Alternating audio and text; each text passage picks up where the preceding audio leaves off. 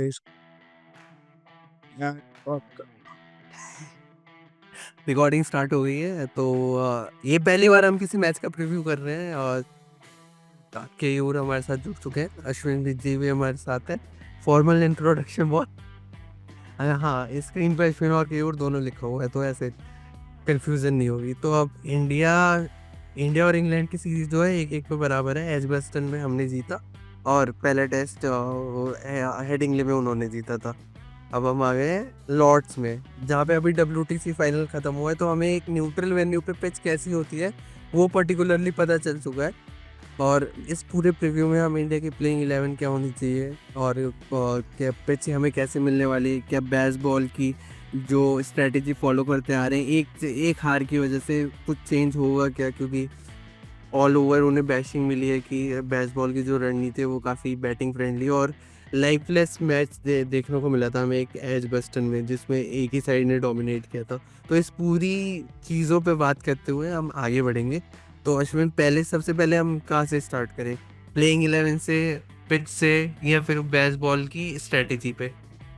यार पिच से अपने को बात करना चाहिए। पिच पे अपन क्या एक्सपेक्ट कर सकते हैं, तो आई गेस वो थोड़ा बेटर है। ये पिच की आज फोटोज भी आ गई है, तो बेटर प्लेइंग फिट आ सकते हैं उसके बाद।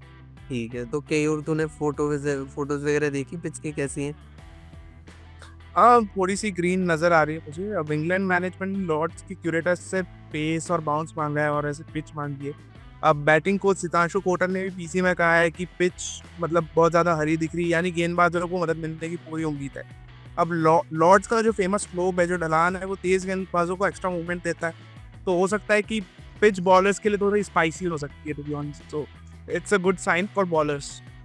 अश्विन, तेरा अभी तक जो तूने रिपोर्ट्स वगैरह पढ़ी और जो तूने फोटोज देखे, उससे क्या तुझे लग रहा है अभी? यार मुझे तो लग रहा है कि स्लो पे तो बेसिकली हाँ बॉलिंग फ्रेंडली रहेगी, लेकिन फ्रेंडली नहीं रहेगी। बेसिकली एक दिन जो स्टार्टिंग का फर्स्ट डे रहेगा, वो एक दिन ही बॉलर्स को हेल्पफुल रहेगा। और अगर ओवरकास्ट कंडीशन रही, जो बादल नॉर्मली आ जाते हैं, अगर वो आए तो बिल्कुल कंटिन्यूसली बॉलर्स को हेल्प रहेगी। और अगर वो नहीं आए तो ये भी बैटिंग पिच ही होने वाली है। इसमें कुछ भी नहीं रहेगा। आधे दिन का जो स्टार्टिंग का हाफ डे रहेगा, उसमें ही बस थोड़ा सा हेल्पफुल रहेगा। बाकी फिर वही रन से वही फ्लैट रोड मिलने वाला है और कुछ नहीं रहेगा। बिकॉज इसका एक पर्टिकुलर रीज़न जो मुझे लगता है, जब क्योंकि इंग्लैंड ने ना 2022 में बेसबॉल स्टार्ट कर दिया था, 23 में इनकी इश्यूज हुई थी जो इंग्लैंड में हुई थी। तो ऑस्ट्रेलिया से ये लोग 1 या 2 मैच हार चुके थे। उसके बाद इनने पिच में ऐसा कुछ खास बदलाव ही नहीं किया था। वो तब भी उन्होंने वही फ्लैट पिच पे गए थे और तब भी हेडिंग्ले में जाके बेन स्टोक्स ने वही जो मैच विनिंग पूल किया था, 359 चीज़ किए थे। तो उनका जो पर्टिकुलर माइंडसेट है ना, वो उनकी जो टीम है ना, वो बॉलिंग फ्रेंडली पिचेस पर अडाप्ट ही नहीं कर पाएगी। उनको उनके लिए बेनिफिट यही है कि वो बैटिंग फ्रेंडली पिचेस पे ही खेलें। तो आई गेस हाफ डे का हो सकता है, जो शुरुआत का फर्स्ट डे रहेगा उसमें जो फर्स्ट या सेकंड सेशन तक थोड़ा सा बॉलर के लिए हेल्पफुल रह सकता है। बाकी उसके अलावा डोंट थिंक सो उसके अलावा बॉलर्स के लिए कुछ हेल्पफुल रहेगी। ओके, और जो अब मैं अपना बता देता हूँ, जो मैंने रिपोर्ट्स और कुछ फोटोज़ वगैरह देखी है। एक तो ये है कि अभी हमारे पास एक दिन वहाँ के टाइमिंग के हिसाब से बचा है कि एक बार और उस पिच को शेव किया जाएगा। तो अभी के हिसाब से बहुत ज़्यादा ग्रीनरी कम हो गई है, जो हमें स्टार्टिंग जो फर्स्ट लुक मिला था उसके हिसाब से। और टाइम्स ऑफ इंडिया की रिपोर्ट में पढ़ रहा था, जहाँ साहिल मल्होत्रा वहाँ पे रिपोर्ट कर रहे थे। उन्होंने भी बताया है कि एक बार शेव होना बाकी है और जो हमें देखने को मिल सकता है वो एक थोड़ी सी बैटिंग फ्रेंडली पिच, जो स्टार्टिंग के एक दिन में के 2 सेशन बॉलिंग को ज़्यादा फेवर करेगी। और जो वहाँ पे एवरग्रीन जो स्लोप है, वो तो ऑल ओवर मैच कुछ ना कुछ मदद करता ही रहेगा, लेकिन जो सिर्फ पिच से मदद मिलनी है उसमें स्टार्टिंग के 2-3 सेशन ही मिल सकते हैं। WTC की फाइनल में भी हमें यही देखने को मिला था, लेकिन हमें ये कंसीडर करने की ज़रूरत है कि वो एक न्यूट्रल पिच थी और वहाँ पे ऐसा कुछ किसी होम अवे का कुछ नहीं था। और वहाँ पे 25 ओवर के अंदर पहली इनिंग्स के ऑस्ट्रेलिया के 4 विकेट गिर गए थे। तो यहाँ पे भी कुछ हल्का सा ग्रीन टॉप देखने को मिलता है, तो स्टार्टिंग के 2 सेशन में ऐसा देखने को मिल सकता है। और जैसा ऑफ सेशन हमने उस बेन स्टोक्स के साथ देखा है, वो एक बार वापस मेरे ख्याल से बॉलिंग लेगा टॉस जीतने के बाद। हाँ एग्जैक्टली, बेन स्टोक्स ले सकता टॉस जीतने के बाद बॉलिंग। बट एक और एस्पेक्ट है, जब ये एजबेस्टन टेस्ट खत्म हुआ था, तो ब्रेंडन मैकलम का एस्पेक्ट ये था कि हमने टॉस में ही गलती की है। तो उसका ये कहीं ना कहीं दिमाग में जा चुका है कि अगर हम टॉस जीते तो इंडिया को पहले बैटिंग ना दे। तो इस चीज़ की अगर उनको उन्होंने बैटिंग फ्रेंडली पेज करी, लाइक जैसे बताया कि शेव होना बाकी है, तो अगर वो शेव हुई चीज़ कम्प्लीटली, वो एक बैटिंग फ्रेंडली पेज हो जाएगी। वो स्लो एंड अगर ओवरकास्ट कंडीशन कोई दिमाग में रखे, तो ही बॉलर्स को हेल्पफुल रहेगी, उसके अलावा कुछ भी नहीं रहेगा। तो उसको दिमाग में रखते हुए ये लोग हो सकता है पहले बैटिंग करें एंड ट्राई करें कि शुरुआत का 1-2 सेशन निकाल दें एंड देन अगेन वही 600-700 रन स्कोर करेंगे फर्स्ट इनिंग में लीड, ताकि एक इंडिया पे प्रेशर क्रिएट हो। एंड ये पॉसिबल चांसेस हो सकते हैं कि वो इस बार पर्टिकुलरली अगर वो पिच थोड़ी सी बैटिंग फ्रेंडली अगर उन्होंने रखी है तो वो टॉस जीत के बैटिंग लेंगे। और लेकिन अगर वो पिच दिख रही है प्रॉपर कि हाँ बॉलिंग फ्रेंडली लग रही है, प्रॉपर घास है उस पर और शेव उतना ज़्यादा नहीं किया है, तो बिल्कुल फिर टॉस जीत के फिर वही हो सकता है कि वापस इंडिया को बैटिंग देते। बैटिंग देने का ये इकलौता रीज़न मुझे लग रहा है। मुझे तो लगता है कि इस मैच में भी टॉस जीत के वो बॉलिंग के लिए ही जाएंगे। वो बेसबॉल अगर हम ये मान के चल रहे हैं, अगर एक कंसिडरेशन इफ हम ये लेके चल रहे हैं कि अगर वो टॉस बेसबॉल की रणनीति फॉलो करने वाले हैं, वही स्ट्रेटेजी पे जाने के वाले हैं, तो मुझे लगता है वो चेज ही करेंगे। बैटिंग फ्रेंडली पिच बना के 5वें दिन वो खुद को ऐसा मौका देंगे कि हम चेज कर सकते हैं। क्या कैसे क्या तय और तुझे क्या लगता है? बिल्कुल लाइक मुझे लगता है कि हाँ हो सकता है चीज़ें, मैं लॉस्ट द ट्रैक देयर। या कोई ना मेरा कर तो बिल भी रहता है, मतलब वो चीज़ जो रियल है, पॉसिबल है। हाँ, चांसेस बहुत ज़्यादा है। थिंक्स लाइक ओके, अभी तो मत होगा, छत लग जाएगा। अब वो एक आइडिया तो हाँ, मतलब कल तो डायरेक्टली पता लग ही जाएगा। एक आई आज हाँ बोल। मैं वेदर रिपोर्ट देखने लग गया, तो मुझे लगा बारिश तो कोई आसान नहीं है, बट जितना मुझे समझ में आ रहा है कि अभी तो वेदर के हिसाब से कुछ भी नहीं है, बारिश का कोई खतरा नहीं और टेम्परेचर भी अच्छा रहेगा, 25 से 31 डिग्री के बीच बता रहा है। मतलब पूरा मैच तो होने की उम्मीद है, ये तो टोटल हो सकता है। मतलब अगर 5 दिन खेले तो 5 दिन का मैच होगा, कोई रेन का खतरा नहीं, सबसे अच्छी बात ये है। एटलीस्ट पूरा 5 दिन का मैच देखने को मिलेगा। अगर बैटिंग पिच रहेगी तो पूरा 5 दिन का मैच। लेकिन कुछ भी बोलो, बैटिंग पिच की एक खास बात ये तो है कि पूरे 5 दिन मैच देखने को मिल रहा है। वो वाले जो 3 दिन 4 दिन तो अच्छा ही रहते, जो 3 दिन वाले मैच देखने को मिल रहे थे ना, वो खत्म हो गया कुछ दिनों के लिए। आज ईस्ट इंग्लैंड में ये देखने को नहीं मिलेगा। ये चीज़ तो नहीं है। इसका पता है एक और एस्पेक्ट ये है कि ये ना पिचेस पहले भी पाकिस्तान में भी इस तरह के पिचेस हुआ करते थे, बट इकलौता एस्पेक्ट दोनों मैचेस में रिजल्ट मिले वो बेसबॉल की वजह से ही मिले। क्योंकि इंग्लैंड ने तेज खेला तो वो लोग फर्स्ट मैच जीत गए, क्योंकि इंग्लैंड ने तेज खेला इसीलिए वो सेकंड मैच हारे भी है। मेरे को थोड़ा दिमाग लगाते तो 80 ओवर लास्ट डे खेलना was not a big deal, मतलब उतना कुछ ज़्यादा मूवमेंट कर नहीं रही थी, वो बहुत ही एकदम लेग स्टंप के बाहर एक फुट मार्क्स बना हुआ था, तो उनके लिए बहुत उतना डिफिकल्ट टास्क नहीं था to play 80 overs of the last day. तो एक कहता है ये एस्पेक्ट यही है कि बेसबॉल की वजह से ही रिजल्ट मिल पाया, वरना 5 दिन तो चलता लेकिन ड्रॉ हो सकता था। मिता ही नहीं ना, ड्रॉ को रखा ही नहीं उन्होंने। उन्होंने ट्राई किया कि रिजल्ट हम लोग ट्राई करें और एग्जैक्टली ये मतलब उनका मोटिव था कि यहाँ पे अगर इंडिया ऑस्ट्रेलिया खेल रहे थे तो वो श्योरली ड्रॉ ही होता अगर इस तरह ये पिच मिलती।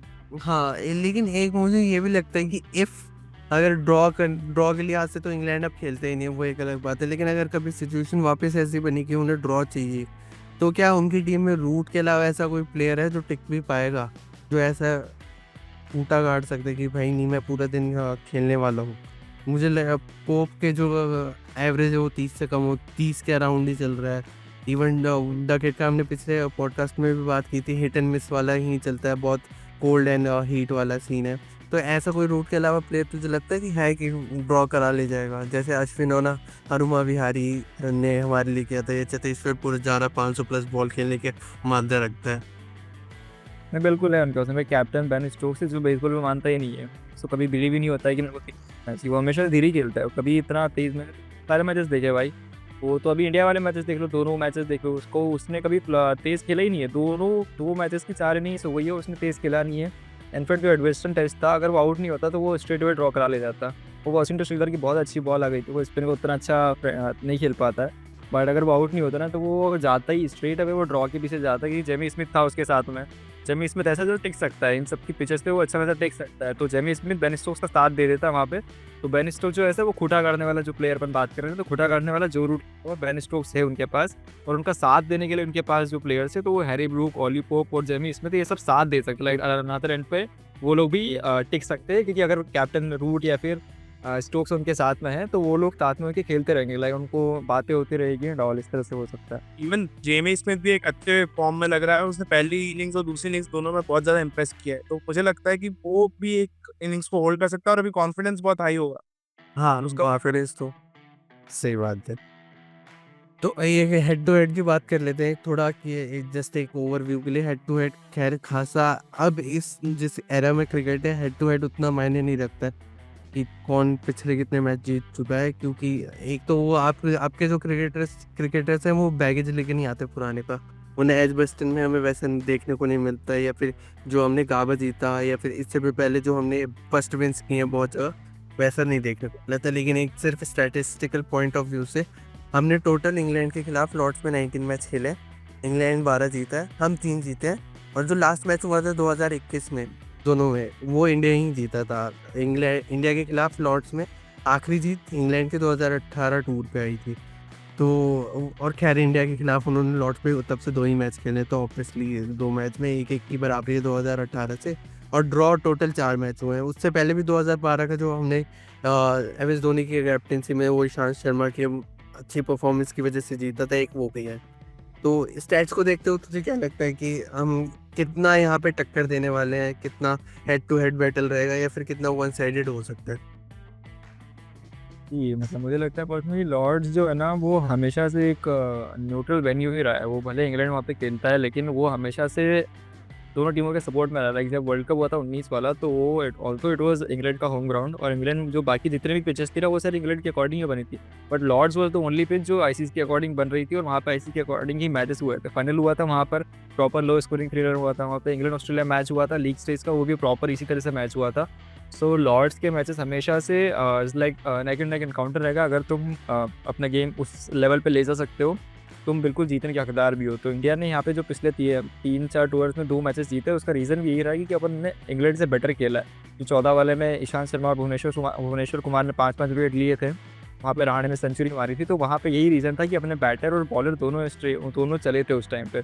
जब इसके बाद 21 में जब जीते थे, तब भी यही रीज़न था कि अपने पास सिराज, बुमराह और ये सब चले थे, उस टाइम परफॉर्म किया था। लॉर्ड्स में अपने बैटर्स ने भी रन बनाए थे। तो ये रीज़न बहुत है कि उस पर्टिकुलर वेन्यू में इकलौता इंग्लैंड का वो वेन्यू है, वहाँ पे अगर कोई सी टीम आपके ऑन पेपर और ऑन परफॉर्मेंस ज़्यादा बेटर है किसी और टीम से, तो वो बिल्कुल जीतेगी। यही लॉर्ड्स में तब जगह ने किया था, और यही इंडिया बाकी मैचेस में करती है। और इंडिया ने जब हारे ना लॉर्ड्स में, तो वो इस तरह से हारी क्योंकि वहाँ पे जो दूसरे टीम है इंग्लैंड है, वो ज़्यादा अच्छी खेल गई। 18 में अपन हारे थे ना, तो क्रिस वोक्स ने सेंचुरी मार दी थी, जो नंबर 8 पे आके सेंचुरी मारी थी। तो it was a big difference for us in gaming the game. तो आई गेस न्यूट्रल मैच बहुत रहेगा। अब मैंने स्कोर कार्ड भी खोला हुआ है 2018-2021 वाला, तो उसमें हमारे के राहुल ने 129 रन की इनिंग्स खेली थी, और बॉलिंग में सिराज ने पहली इनिंग्स में 4 विकेट निकाले थे, उसका साथ भी दिया था मोहम्मद सिराज, और ईशांत शर्मा ने 2 और 3 विकेट निकाल के। तो हाँ, अगर दोनों ऑन पेपर हम अच्छा कर लेते हैं तो ऑब्वियसली ये हम जीत सकते हैं। और प्लस क्वालिटी ऑफ बॉलर्स की बात जो हमने की थी पिछले पॉडकास्ट में, वो भी है कि क्वालिटी ऑफ बॉलर्स अब बुमराह के एडिशन के बाद हमारे पास और ज़्यादा बेटर हो जाएगी क्वालिटी, तो ऑब्वियसली हमारे पास उनका अपर हैंड रहेगा कि हाँ, एग्जैक्टली। सॉरी। एग्जैक्टली ये तो है ही कि हाँ इंडिया के पास एक अच्छे बॉलर्स हैं और थोड़ा बेहतर कर रही है, पर ये देखने भी लायक होगा कि अब इंग्लैंड भी जोफ्रा आर्चर वापस आ गए हैं, तो वहाँ से बहुत ज़्यादा इम्पैक्ट पड़ेगा। कुछ थोड़ी सी बॉलिंग इतनी ज़्यादा अच्छी नहीं थी, डिपेंडेंसी थोड़ी ज़्यादा थी कुछ बॉलर्स पे। उसके बाद अब जोफ्रा आर्चर आएगा तो वहाँ पे भी एक इंग्लैंड की पेस बॉलिंग की थोड़ी बैलेंस हो। अश्विन इस पे नहीं, एक्चुअली बैलेंस हो गया भाई। Jofra Archer completely, Jofra Archer और जसप्रीत बुमराह एक बहुत पैरेलल बॉलर थे। वो एक ही लेवल पे खड़े होते एक साथ। इट्स जस्ट दैट कि जोफ्रा आर्चर इंजरी की वजह से अपने मैचेस ज़्यादा मिस कर चुका है, बट वो जो लेवल स्टार्ट करते हैं ना, तो Jofra Archer and Jasprit Bumrah is on the same level. Jofra Archer थोड़ा बेटर बैटिंग कर लेता है, ये थोड़ा सा उसका अपर हैंड है। तो आर्चर के आने से इंग्लैंड की बॉलिंग तो बहुत स्ट्रॉन्ग होगी, और उससे क्या होगा, जो Chris Woakes single handedly lead कर रहा था उस बॉलिंग अटैक को, अब वो सेकंड फिडल रोल प्ले करेगा। तो वहाँ पे आर्चर लीड करेगा, क्रिस वोक्स उसका साथ देगा। तो लाइक 2 उनके पास प्रॉपर न्यू बॉल बॉलर्स हो जाएंगे जो अच्छी खासी डाल सकते हैं। और उसके अलावा जोफ्रा आर्चर मिडिल ओवर्स में भी विकेट ले सकता है। तो ब्राइडन कास उनका तीसरा अच्छा बॉलर था, तो ये तीसरा प्रॉपर बॉलर आ जाएगा। एंड अगेन जो इंडिया के पास भी क्वालिटी बॉलिंग है, बुमराह, आकाशदीप एंड सिराज, तो मतलब प्रॉपर एक नेक टू नेक एनकाउंटर होगा। जो इंडिया की बॉलिंग वो हल्की सी थोड़ी सी स्ट्रॉन्ग है, क्योंकि जो परफॉर्मेंस लास्ट मैचेस में हुई है सिराज और आकाशदीप से, उसको कंसिडर करते हुए बुमराह के एडिशन से बहुत स्ट्रॉन्ग लग रही है। बट क्योंकि आर्चर आ जाएगा, तो Chris Woakes and Brydon Carse से भी थोड़ा अच्छा लीथल बॉलिंग लाइनअप हो जाएगा। और तो किंगसन को भी तो उन्होंने टीम में जोड़ा है, तो प्लेइंग 11 में तुझे आता हुआ दिख रहा है? आ सकता है, बिल्कुल आ सकता है। लाइक पिच पे डिपेंड कर रहा है कंप्लीटली। अगर उनको लग रहा है कि पिच बॉलिंग फ्रेंडली है तो ये सारे आ जाएंगे और ये सब अच्छी बैटिंग कर लेते हैं। और एक और चीज़ है, एटकिंसन प्लेइंग 11 में इसलिए भी आ जाएगा कि उसका लॉर्ड्स का रिकॉर्ड बहुत अच्छा है। हाँ 10 का एवरेज है आई गेस उसका। एग्जैक्टली एग्जैक्टली, तो वो बॉलिंग बैटिंग दोनों कर लेता है। तो इनके जो जितने भी बॉलर्स हैं ना, क्रिस वोक्स बैटिंग कर लेता है, ब्रैडन कार्स बैटिंग कर सकता है, एटकिंसन बैटिंग कर सकता है, आर्चर बैटिंग कर सकता है। तो वो स्ट्रेट पे उनको ले आ सकते हैं। इनफैक्ट शोएब बशीर को बैठा भी सकते हैं। तुझे क्या लगता है कि पर एक चीज़ देखना होगा कि मतलब जोफ्रा आर्चर है, उसकी फिटनेस पर सवाल थोड़ा-सा रहेगा, क्योंकि एक चीज़ जो ध्यान में रखनी होगी वो उनकी फिटनेस है, क्योंकि बहुत टाइम से वो टेस्ट क्रिकेट से दूर है। और उसके बाद अभी कुछ टाइम पहले ही ससेक्स के लिए कुछ मैचेस खेले हैं। उसके बाद अब फिटनेस बनाए रखेंगे या उनको शायद ड्रॉप करेंगे और अगले मैच से खिला सकते हैं, ये भी एक पॉसिबिलिटी। तो we never know, but McCullum ने तो बोला है कि वो पूरी तरह फिट है और खेलने के लिए तैयार है। नहीं, I actually agree with the fitness point. मतलब आर्चर जब भी नॉर्मली फिटनेस क्या इंजरी के बाद लौटता है ना, तो उसको थोड़ा टाइम लगता है, 1-2 मैचेस लगते हैं। जब इंडिया अपने ये जो लास्ट सीरीज में भी वनडे सीरीज चैंपियंस ट्रॉफी के पहले आर्चर जब लौटा था, तो उसको थोड़ा सा रिदम पाने के लिए टाइम लगा था। नॉर्मली बुमराह को भी इतना ही टाइम लगता है जब वो रिदम पाता है। और बुमराह के साथ प्लस पॉइंट क्या है कि उसने फर्स्ट टेस्ट में खेला और सेकंड में उसको रेस्ट दिया गया, तो वो इंजर्ड नहीं था। वो इंजरी से वापस नहीं आ रहा है। Bumrah is always bowling during this period और Archer wasn't bowling during this period for the match, तो उसने मैच खेला नहीं है कंप्लीटली। तो ये बिल्कुल एक प्लस पॉइंट हो सकता है। अब मैं कॉन्वर्सेशन में बस थोड़ा-सा पीछे जाऊँगा, वो हम स्टोक्स वाली बात करने चले गए थे, तो मैं ऐसे कैमरा बंद करके स्टैट्स ढूँढ रहा था, तो उसमें क्या है उसका 66 का स्ट्राइक रेट है जब से पहले बेसबॉल एरा स्टार्ट हुआ है। और उससे नीचे स्ट्राइक रेट में Rehan Ahmed, Chris Chris Woakes तो नहीं सॉरी जैक लीच और जितने बॉलर्स हैं Shoaib Bashir, James Anderson, Josh Tongue, Foakes है एक बस उससे खराब लिया, जो बैट्समैन है प्रॉपर बैट्समैन जो फोक्स है उससे फिर उस उन्हीं से स्ट्राइक रेट खराब है, उन्हीं का स्ट्राइक रेट स्टोक्स से शायद खराब है। तो जैसा पॉइंट आउट किया था अश्विन ने कि वो बेसबॉल में खुद बेसबॉल नहीं खेल रहा कैप्टन। एग्जैक्टली, तो इसका पता एक्चुअली मोटिव ये है कि बेसबॉल ना मोर ऑफ ये ब्रेंडन मैकुलम का अप्रोच है रादर देन बेन स्टोक्स। और बेन स्टोक्स ना वो ट्रेडिशनल इंग्लिश प्लेयर है। वो शुरू से खेलते आ रहा है कि उसको पता है कि कैसे टेस्ट मैच खेला जाता है और वो इससे बहुत बड़ा फैन रहा है। एंड फिर जब उसने हेडिंग लेवल भी टेस्ट इनिंग खेली थी ना, तो वो बहुत फास्ट नहीं खेल रहा था। वो अपना धीरे धीरे स्मूथली खेल लेके जा रहा था। तो वही मैंने जैसे लास्ट पॉडकास्ट में डिस्कस किया था कि जो जितना मैंने देखा है बेसबॉल के मैचेस, तो बेन स्टोक्स की इकलौती फास्ट इनिंग्स आई थी जब वो पाकिस्तान में खेला था, जब वो 600 रन पे उतरा था उसकी टीम का स्कोर, उसने 600 से 800 लेके गया था। That was the only time जब उसने फास्ट खेला था। उसके अलावा डोंट रिमेंबर जब वो फास्ट खेलता है। उस फास्ट खेलने के चक्कर में उसका स्ट्राइक रेट 66 हुआ है, वरना वो अराउंड 60 से 55 में रह पाता। तो आई गेस जो खुटे गाड़ सकता है। बस बेसबॉल से सबसे ज़्यादा फायदा जो रूट को ही हुआ है, मतलब जिस पे हम तीनों ही एग्री कर सकते हैं। द काइंड ऑफ पिचेस जो रूट को मिले ना, तो बिल्कुल द ओनली बेनिफिट, बहुत बड़ा बेनिफिट मिल रहा है भाई। जो रूट क्या भाई, हैरी ब्रूक की सेंचुरी देख लो यार, लोग उसे अब क्या है भाई, वो world number 1, world number 1, world number 2 बने बैठे हैं। तुम उस कभी ना इंडिया ऑस्ट्रेलिया में खेल रहे हो ना साउथ अफ्रीका तक में नहीं खेल रहे हो भाई, तो फिर तुम कैसे खुद को साबित कर रहे हो यार? के 2 होम ग्राउंड है, पाकिस्तान और इंग्लैंड। शोएब बशीर का होम ग्राउंड नहीं है पाकिस्तान, रेहान अहमद का नहीं है, हैरी ब्रूक का। हैरी ब्रूक का बिल्कुल। तो वो कंडीशंस मतलब बहुत सूटेबल है उनके लिए। और वो घर में नॉर्मली इंग्लैंड हमेशा कोई भी टीम भले वेस्ट इंडीज, वो वेस्ट इंडीज से 3 टेस्ट मैच खेलता है, या श्रीलंका आ जाएगी उनसे 3 टेस्ट खेलेगा, पाकिस्तान आएगी उनसे भी 3 टेस्ट खेलता है, इंडिया पे तो 5-5 खेलता ही है। तो होम कंडीशन पे तो टेस्ट मैच खेलता ही खेलता है, साउथ ज़्यादा हो जाएंगे। और साउथ अफ्रीका से कब खेला था वो लास्ट सीरीज होम पे? अफ्रीका से लास्ट सीरीज तो बहुत टाइम हो गया भाई, हो तो काफ़ी टाइम। श्रीलंका को बुला लेते हैं, उसमें भी वो ऐसे 2 टूर में 1-2 मैच हरा ही देती है श्रीलंका आउट ऑफ नोवेयर आके। तो मतलब ये श्रीलंका की बॉलिंग हाँ अच्छी है, अगर वो बॉलिंग में पीछे से रहती है तो।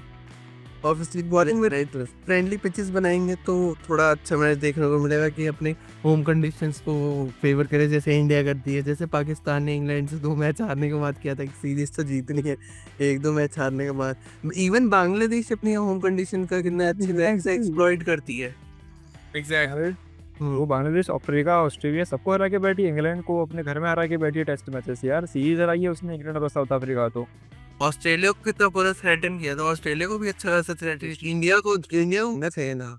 श्रेयस अय्यर नहीं रहता उस मैच में। यार ये इन्हीं लोगों ने तो जिताया था, तो ये बिल्कुल भाई ये पॉसिबल और यही तो चीज़ें रहती है कि अगर तुम्हारी होम कंडीशंस है, तो तुम्हारे अकॉर्डिंग रहती हो। बट यही तो चीज़ है कि इसीलिए बेसबॉल की पिचेस नॉर्मली इंग्लैंड में पहले बॉलिंग फ्रेंडली होती थी, वो नेचुरल विकेट्स हैं उनकी, बॉलिंग फ्रेंडली विकेट्स और वही अब वो बैटिंग विकेट्स है क्योंकि वो लोग 4 है, उनकी होम कंडीशंस वैसी ही 4 है। ये बिल्कुल होम कंडीशन का एक एस्पेक्ट है। अच्छा तो अब सो लोग द प्लेइंग 11 हाँ भाई, अब प्लेइंग 11 के तरफ बढ़ते हैं कि और तुझे क्या लगता है कि प्लेइंग 11 में क्या-क्या चेंजेस इंडिया की ओर से देखने मिलेंगे? मुझे लग रहा है कि अब जसप्रीत बुमराह वापस आए तो अगर प्रसिद्ध कृष्णा शायद बाहर जा सकते हैं, ये तो पक्का है कि प्रसिद्ध कृष्णा बिल्कुल फॉर्म में नहीं। यशस्वी जायसवाल, केएल राहुल, करुण नायर पे एक बहुत बड़ा सवाल है। अब बहुत लोग बोलते हैं कि साई सुदर्शन को आ जाना चाहिए कि करुण नायर की जगह। सोशल मीडिया पे बहुत ज़्यादा इंस्टाग्राम पे देख रहा हूँ, जो पेजेस या कमेंट्स पे जो लोग बातें करते हैं। बट मुझे लगता है करुण नायर पिछली 2 पारियों में कुछ खास नहीं कर पाए हैं, तो फिर भी टीम मैनेजमेंट को एक और मौका दे सकती है। तो दैट इज़ बैटिंग तो वैसी की वैसी ही रहेगी। अब वाशिंगटन सुंदर या शार्दुल ठाकुर में से कोई एक आ सकता है, क्योंकि यहाँ सवाल है। अब इंडिया अगर बैटिंग भी देखना चाह रहे हो, फिर उन्हें स्पिन भी चाहिए, तो मतलब बहुत टफ डिसीजन रहेगा। वाशिंगटन सुंदर को लेना है, शार्दुल ठाकुर को लेना है। उसके बाद आकाशदीप, जसप्रीत बुमराह, मोहम्मद सिराज और फिर अपना कौन रह गया यार, मैं क्या 11 ओवर नीतीश कुमार रेड्डी है एक जो अर्शदीप आ सकता है, या तो कुलदीप यादव को खिलाएंगे। अगर तो कुलदीप यादव आएगा, अगर शार्दुल नहीं आएगा, वाशिंगटन आएगा, तो अर्शदीप को भी खिला सकते अच्छा तुझे तुझे लगता है कि बैटिंग हमारी रविंद्र जडेजा तक सेम रहेगी, उसके नीचे एनकेआर, वाशिंगटन सुंदर और 3 हमारे जो पेसर थे, इन 5 के अंदर बदलाव होंगे। तो उसमें तू क्या कह रहा है, एनकेआर की जगह शार्दुल आएगा? हैं। एनकेआर की जगह या तो एक बॉलर एक्स्ट्रा आएगा, अर्शदीप आ सकता है, कुलदीप यादव आ सकता है। तो अगर वाशिंगटन सुंदर को खिलाया तो कुलदीप यादव नहीं आएगा, अगर शार्दुल ठाकुर को खिलाया तो कुलदीप यादव आ जाएगा, मुझे ऐसा लगता है। ओके, तो तू किसे प्रेफर कर रहा है, मतलब तेरी अगर प्लेइंग 11 बोली जाए तो तू किसे चाह रहा है? मैं रविंद्र जडेजा के बाद वाशिंगटन सुंदर, आकाशदीप, जसप्रीत बुमराह, सिराज और अर्शदीप। ओके, एनकेआर की जगह बाएं हाथ तेज गेंदबाज मिल जाएगा तो उसको ट्राई कर सकते हैं, तो एक अच्छा ऑप्शन है। ओके ठीक है। तो मतलब वाशिंगटन उसको निकाला है, एनकेआर को निकाला है और प्रसिद्ध को निकाला है। प्रसिद्ध की जगह बुमराह आ गया और एनकेआर की जगह अर्शदीप सिंह। मतलब 4 क्विक्स, यू वांट 4 क्विक्स और एक रविंद्र जडेजा, 5 हमारे मेन बॉलर ही होंगे। ओके ठीक है, फिर Ashwin, what's your take on it? Friendly मतलब मैं दूर तरीके से सोच रहा हूँ कि वही अगर इनको लग रहा है कि वो बॉलिंग फ्रेंडली पिच है, तो उसके लिए basically Bumrah, Akashdeep, Siraj and उसके बाद फिर शार्दुल ठाकुर आ जाएगा स्ट्रेट अवे अपना इसके सुंदर की जगह पे, और नीतीश कुमार रेड्डी की जगह प्रसिद्ध कृष्णा आ जाएगा। तो ये मैं देख रहा हूँ इस तरीके से, और उसके बाद जडेजा भी आ जाएगा। अगर ये बॉलिंग फ्रेंडली पिच है तो कम्प्लीटली बॉलिंग फ्रेंडली है, तो और बॉलर्स बढ़ा लो और उनको ऑल आउट करो। तो और बस इतने बैटर से उसके लिए जाओ। And coming back to the batting part, तो यशस्वी, राहुल अपने ओपनर से, और अगर ये लग रहा है कि करुण नायर, सो बेसिकली बहुत सिंपल सा पॉइंट है कि अगर नंबर 3 पे तुम थर्ड टेस्ट में जिस भी प्लेयर को खिलाओ, बी इट सुदर्शन या बी इट करुण नायर, इसे भी खिलाओ, उसे लास्ट तक खिलाओ, उसकी परफॉर्मेंस फर्क नहीं पड़नी चाहिए। अगर तुम करुण को खिला रहे हो तो उसको लास्ट तक खिलाओ, और सुदर्शन को मौका दे रहे हो तो सुदर्शन को लास्ट मैच तक मौका दो। ऐसा नहीं कि अगर मतलब अगले मैच में फिर सुदर्शन को दे दिया, चौथे में वो, तीसरे में वो नहीं खेला तो करुण को दे दिया, फिर वो नहीं खेला तो सुदर्शन को दे दिया।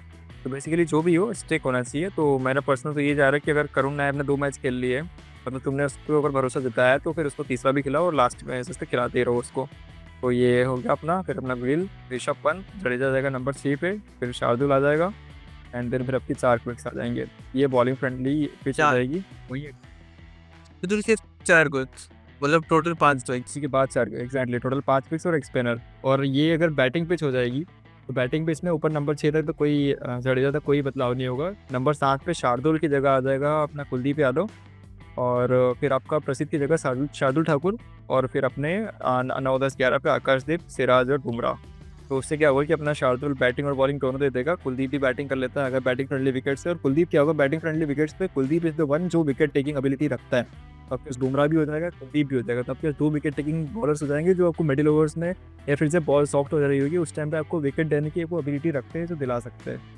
तो ये और नए बॉल से हमारे पास आकाशदीप और सिराज, मतलब सिराज भी अच्छी नई बॉल करता है, लेकिन बुमराह है ही बिल्कुल। हाँ नई बॉल बुमराह और ये आकाशदीप शेयर करने वाले हैं। 3 अपने पास बॉलर्स, तो ये प्लेइंग हम चाहिए मेरे साथ। सेम मुझे भी यही लगता है कि जडेजा तक हमें सेम रखना चाहिए। मैं अर्शदीप को भी चांस नहीं देना चाहूँगा, उल्टा मैं मतलब Kuldeep Yadav what ever the conditions आए, या कुलदीप यादव वो मेरी टीम में रहेगा वॉशिंगटन सुंदर की जगह। और एनकेआर की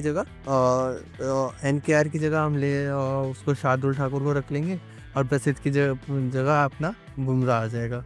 सो ये मेन चेंजेस रहेगा, ऑल ओवर टीम सेम रहेगी, वॉट एवर द कंडीशन। मैं वो कंडीशन को रख के टीम हैम्पर नहीं कर रहा हूँ, क्योंकि कुलदीप यादव अब बॉलिंग फ्रेंडली पिच हो या बैटिंग फ्रेंडली पिच हो, या फिर वहाँ पे स्पिन ज़्यादा ना मिले, उसके बाद भी कुलदीप यादव जैसे हमने एग्री किया कि वो विकेट लेके जाने की काबिलियत रखता है। प्लस वो उसका डिफेंस बहुत अच्छा है, जो जितना मैंने देखा था, इवन जो थोड़ी बहुत मैंने उसकी आई डोंट नो कहाँ मैंने उसकी बैटिंग देखी थी, आई गेस किसी इंटरनेशनल मैच में ही देखी थी, तो उसका डिफेंस बहुत अच्छा है, तो मुझे लगता है वो निकाल ले जाएगा डिफेंस में। शार्दुल वी डोंट नो वो क्या करके दे देगा, अनएक्सपेक्टेड। मुझे लगता है कि शार्दुल को भी नहीं पता होता कि वो क्या करके दे देगा, वो कुछ तो कर देगा। इसकी वजह से वो टीम में भी रहता है कि वो कुछ तो कर देगा, कभी भी कुछ कर देगा, बॉल से डाल। हाँ, उसके पास वो luck factor, ability, hard work का पे आउट जो हमें नहीं दिखता, और वो हार्ड वर्क करता रहता है। हमारे लिए तो वो मीम के तौर पे लॉर्ड है, लेकिन वो हार्ड वर्क तो पीछे करता ही है, तो उसका पे आउट किसी भी तरीके से मिल रहा है, तो वो कुछ ना कुछ करके दे देगा। और बुमराह, आकाशदीप और सिराज के पास तो एक इतनी कैपेबिलिटीज है, जो हमने पूरा एजबस्टन टेस्ट देखा है, वो money player of the match Shubman Gill को दिया गया हो, लेकिन आकाशदीप और सिराज को शेयर्ड मिलना चाहिए था, अगर ऐसा होता तो। पहली इनिंग्स में अगर हम उन्हें जल्दी आउट नहीं करते, क्योंकि वो उन्होंने फर्स्ट मैच में भी यही किया था कि उनके जो नीचे वाले बैटर्स थे उन्होंने बहुत कंपाइल कर दिए थे रन। इसमें भी वो कर सकते थे अगर सिराज नीचे वालों को नहीं निपटाता पहले टेस्ट में, पहली इनिंग्स में। दूसरी इनिंग्स में तो आकाशदीप ने कहीं का नहीं छोड़ा। तो ये वह मुझे लगता है कि उनके पास इतनी है कि स्लो हो, विकेट कैसे हो, वो विकेट टेकिंग एबिलिटीज रखते हैं, और अगर बैटिंग पिच दे दी तो इधर it's going to be a draw, वरना बॉलिंग के उस पे कि कौन सी सुपीरियर बॉलिंग है उस पे हम जीत सकते हैं। बॉलिंग की सुपीरियरिटी मुझे नहीं लगता कि आर्चर आते ही उतना लीथल साबित हो सकता है उनकी तरफ से। लॉर्ड्स तो मतलब मुझे पर्टिकुलरली लगता है अगर बारिश नहीं आई तो I don't see a draw, pitch कैसे भी हो, बैटिंग हो बॉलिंग हो, अगर बारिश नहीं है तो I don't see a draw. और लॉर्ड्स का यही कि जो फर्स्ट डे की बैटिंग में जो निकाल ले गया, मतलब जो इनिशियल निकाल ले गया, अच्छे फर्स्ट इनिंग से जो बैटिंग में निकाल ले गया, वो can be the winner. And coming back to Shardul Thakur, तो शार्दुल ठाकुर की ना जो नॉर्मली एबिलिटी है ना, जैसे ऋषभ पंत नॉर्मली जो रिस्क टेकिंग एबिलिटी रखता है अप टू बैटिंग में, शार्दुल के पास भी वही रिस्क टेकिंग एबिलिटी है बैटिंग के टाइम पे बहुत ज़्यादा। Coming back to their bowling part, तो बॉलिंग में ना वो बहुत ही क्रूशल विकेट्स दिला देता है। लाइक जब लास्ट जो टेस्ट चल रहा था उसको फर्स्ट इनिंग में 6 ही ओवर मिले थे, सेकंड इनिंग में उसको ओवर दिया तो उसने पार्टनरशिप ब्रेक की और वो 2 विकेट ले गया, तो वो क्रूशल विकेट्स उसके पास आ जाते हैं।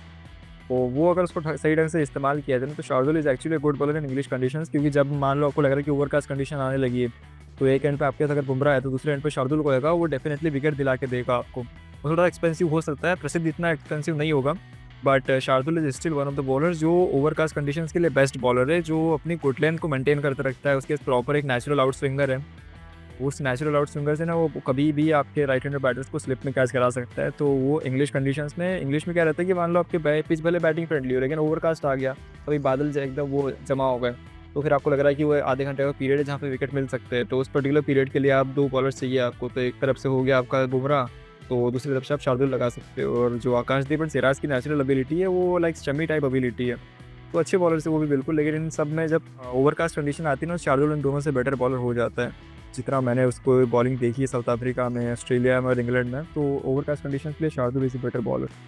मुझे तो ये भी लगता है ना कि वो जो शार्दुल के वो होता है ना, एक फील्ड आप ऐसे सेट करके दो और बॉल उसके बिल्कुल अपोजिट कर दो, ब्लफ, तो वो शार्दुल के साथ खुद के साथ भी हो जाता है, उसे पता नहीं बॉल कहाँ पड़ गई है, वो खुद को भी ब्लफ कर देता है, मैं फील्ड ये सेट कर थी, बॉल इधर पड़ गई, तो एकदम अपोजिट है।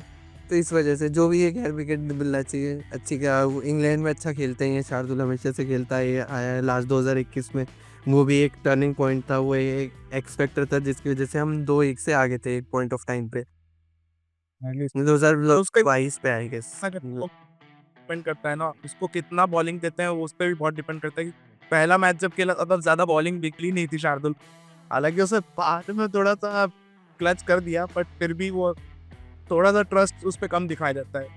अच्छी न्यूज़। या क्लच गॉड क्या करेगा?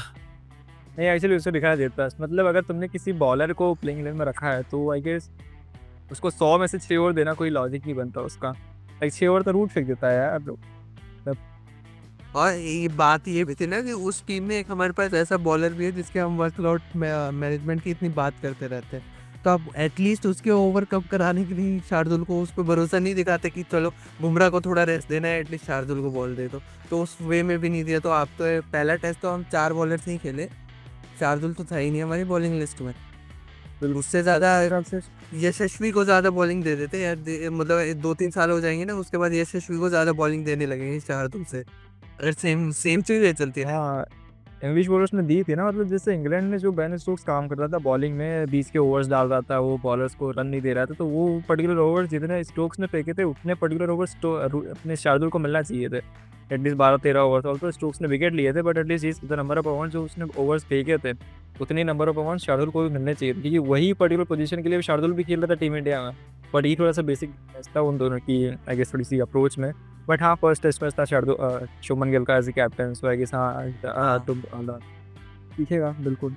और एक वो थोड़ा अभी बात भी तो चल रही है कि Shubman is not acting like a fields captain, he is more becoming like a managements captain, जो एक बात तो उधर बस जो फॉर प्लान लेके आता है वही एग्जीक्यूट करता है।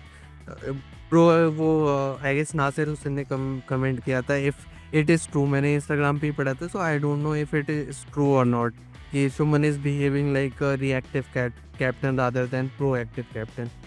वो फील्ड ऐसी जगह लगा रहा है कि जहाँ पे बॉल जा चुकी है इस पे ध्यान नहीं दे, जहाँ मतलब वो एक प्रोएक्टिवनेस नहीं दिखी थी। यही कैसा अगर नासिर हुसैन का अगर ये कमेंट तो नहीं एक्चुअली रिएक्टिव नहीं थी नजर आ रही है, कि उसको पहले तो रिएक्टिव से एक्टिव बनना पड़ेगा कि यार मतलब एक्चुअली मेरी क्या चल रही है, उसके बाद फिर प्रोएक्टिव पे आ पाएगा ना यार, कि मतलब वो फर्स्ट पोजीशन पे रिएक्ट कर रहा है कि कहाँ क्या रिएक्ट क्या सिचुएशन है उसके अकॉर्डिंगली रिएक्ट कर रहा है, रादर देन एक्टिवली बॉलिंग के अच्छा हाँ मेरा बॉलर अगर बाउंसर चल रहा है तो उसके लिए क्या पर्टिकुलर फील्ड लगा सकता हूँ, तो प्रोएक्टिव उसके बाद वो हो पाएगा। तो आई गेस उसके लिए बहुत टाइम लगेगा, उसको कई स्टेज होते हैं नॉर्मली कैप्टनसी के, रिएक्टिवनेस, एक्टिवनेस एंड प्रोएक्टिवनेस। तो वो अभी भी रिएक्टिव बिल्कुल जा रहा है, तो अगर देखते हैं उसको क्या किस अप्रोच से जाता है। कि उसका रिएक्टिवनेस है बहुत सिंपल सा एग्जांपल है, क्योंकि जब फर्स्ट इनिंग में सेकंड एजबेस्टन टेस्ट में Harry Brook and Jamie Smith खेल रहे थे, तो वो बिल्कुल ही ना उसके दबाव बना ही नहीं रहा था भाई। जैसे ही 86 अराउंड 90s पे 5 हो गए थे, तो जैसे ही 100 रन हुए थे, लाइक 100-110 हुए थे, वो स्टिल अंडर प्रेशर थे भाई। तुम लोगों ने 600 ऑलमोस्ट 600 रन बनाए, 587, तो तुम्हारे पास 500 की लीड है, मतलब कि तुम उनके ऊपर प्रेशर डाल सकते हो। तो तुम उनको क्या एकदम सर्कल में कैच कराओगे, कि ट्राई करोगे स्लिप में कैच हो जाए, या शॉर्ट लेग पे कैच हो जाए, या फिर सामने वहीं थोड़ा डिफेंस करने में कैच हो जाए, या फिर all of a sudden bouncer आ जाए तो शॉर्ट स्क्वायर लेग पे कैच हो जाए।